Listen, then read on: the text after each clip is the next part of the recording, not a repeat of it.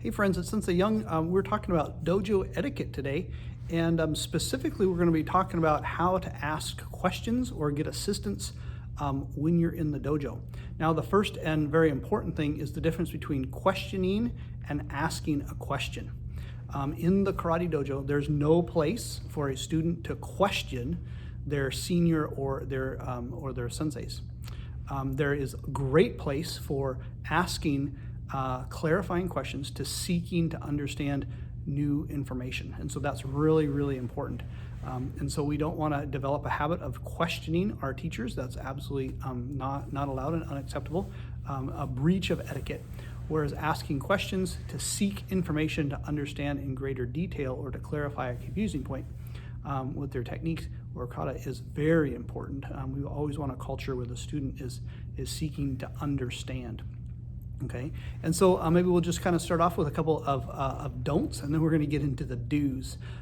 So the first thing is that we're not going to approach it in a questioning manner. When we're in class or working with a partner during instructional or practice time, this is not the time to raise our hands and ask questions. There'll be a time to do that later. And we're never going to shout out for our seniors or teachers in the middle of class, like raising our voice and calling to them. That's also considered to be rude, a breach of etiquette. Okay, and so those are the three main don't points. The do points is that we always want to be seeking to understand more, and so we want to have that mind that's inquisitive, that's curious, and we absolutely want that. This is a very, very good, healthy spot. And so there are times in classes where our seniors or our teachers ask if there's any questions, and this is the time that we raise our hand and we very politely ask our question that we're seeking to understand.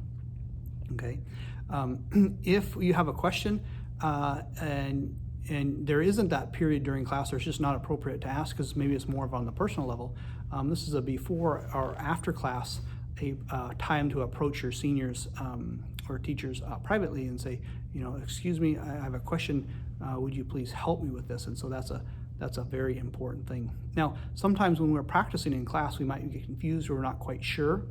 And so again, this is not the time to raise your hand and ask questions or to call out to our teachers, but rather the strategy is to work with your partner to try and understand what we need to do. And the easiest way to do that is to look around and see what the other partners or the other students are doing to see if we can figure it out ourselves. So we're building the habit, the muscle of seeking out on our own a solution instead of just defaulting to having someone else provide the solution for us. Right? This is a basic life skill. And then working towards it. And then, of course, at the end of class, that's a great time to ask those clarifying questions. So again, a little tip on dojo etiquette, the difference between asking questions and questioning, and we want to be very mindful of this. So thanks for watching. We'll see you again soon.